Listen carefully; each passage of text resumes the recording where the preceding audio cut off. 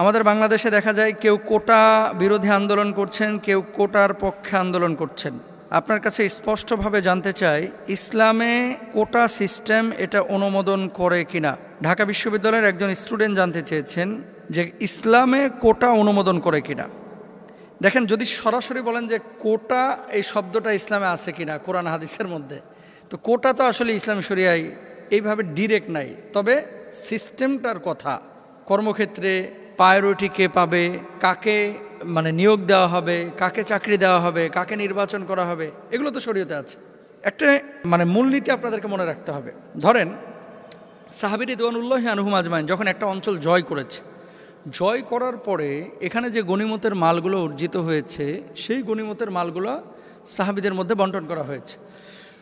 বাংলাদেশে স্বাধীনতা সার্বভৌমত্ব রক্ষার জন্য যারা যুদ্ধ করেছেন, এই মানুষগুলোকে সরকার পুরস্কার স্বরূপ মুক্তিযোদ্ধা ভাতা দেয়, তাদের ছেলে মেয়েদেরকে ফ্যাসিলিটি দেয়।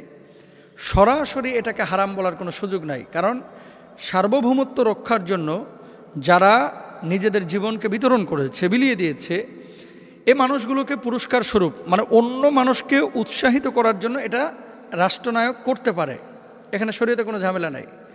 মূল যে সমস্যাটা, ধরেন যিনি যুদ্ধ করেছেন তিনি উপকার পেলেন, তার পরিবার উপকার পেল, কিন্তু তার পরবর্তী 5 জেনারেশন, 6 জেনারেশন, 3 জেনারেশন, পরবর্তী জেনারেশন, তাদেরকে যদি উপকার দেওয়া হয়, তাহলে রাষ্ট্রীয় নাগরিক অন্যান্যরা ক্ষতিগ্রস্ত হবে কিনা, এটা হচ্ছে মূল বিষয়।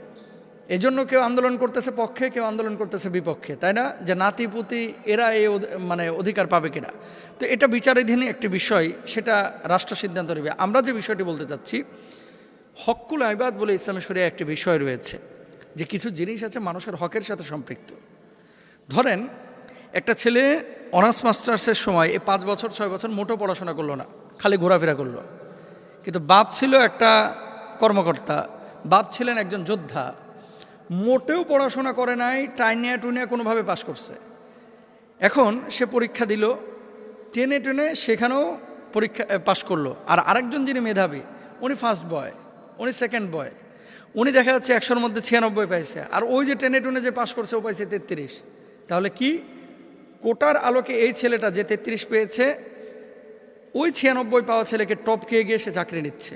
তাহলে কি হচ্ছে, মেধাটা নষ্ট হচ্ছে, মেধার মূল্যায়নটা নষ্ট হচ্ছে, তাই না?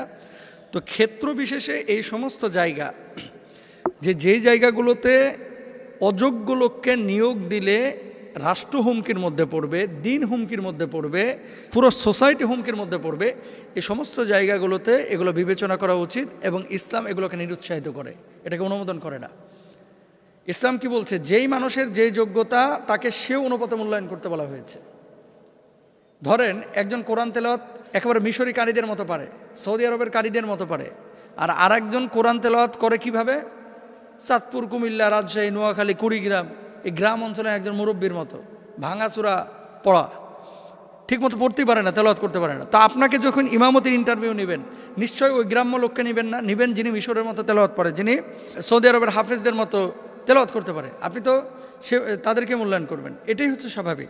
তো এই জায়গাটা থেকে আসলে আমাদের খুব ফিল করা এবং খুব চিন্তা করা উচিত যে আমরা কাদেরকে নির্বাচন করছি। এবার আসেন, যদি সরাসরি এটাকে হারাম বলেন, কোটার বিপক্ষে আপনি কথা বলেন, তাহলে রাষ্ট্রের জন্য যারা জীবন দেবে, রাষ্ট্রের সার্বভৌমত্ব রক্ষার জন্য যারা লড়াই করবে, এই মানুষগুলো কিন্তু নিরুৎসাহিত হয়ে যাবে।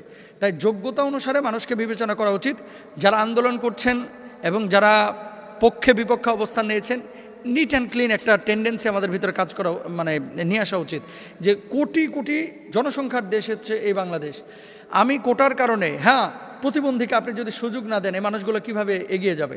তো সেক্ষেত্রে তাদেরকে যোগ্য করে তোলা, যারা পড়াশোনা করছে না কিন্তু কোটার সুবিধা নিচ্ছে, তাদেরকে যোগ্য করে তোলার দায়িত্বও কিন্তু যারা নীতি নির্ধারক তাদেরকে যোগ্য করে তুলবে এবং তাদেরকে সেই কর্মের ব্যবস্থা করে দেবে।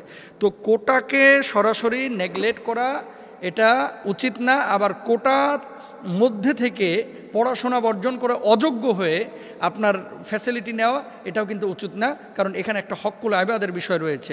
ঘুষ দেওয়া, অনেকে চাকরি নেয়, কি করে, পাশ করছে টেনে টুনে। আরেকজন দেখা যাচ্ছে আপনার ফার্স্ট ক্লাস ফার্স্ট হয়েছে, কি করলো, 18 লক্ষ টাকা ঘুষ দিয়ে ওই যে 9 নম্বর সিরিয়ালে ছিল, 12 নম্বর সিরিয়ালে ছিল, ওই ছেলেটা ঢুকে গেল, সম্পূর্ণরূপে হারাম, এটা কোনোভাবেই জায়েজ নেই। সুতরাং আল্লাহ তাআলা আমাদের সবাইকে বোঝার তৌফিক দান করুন, এগুলো নিয়ে বাড়াবাড়ি ছাড়াছাড়ি না করে আমরা যোগ্যতার ভিত্তিতে মানুষকে মূল্যায়ন করি। আল্লাহ বুঝদান করুক, বলুন আমিন।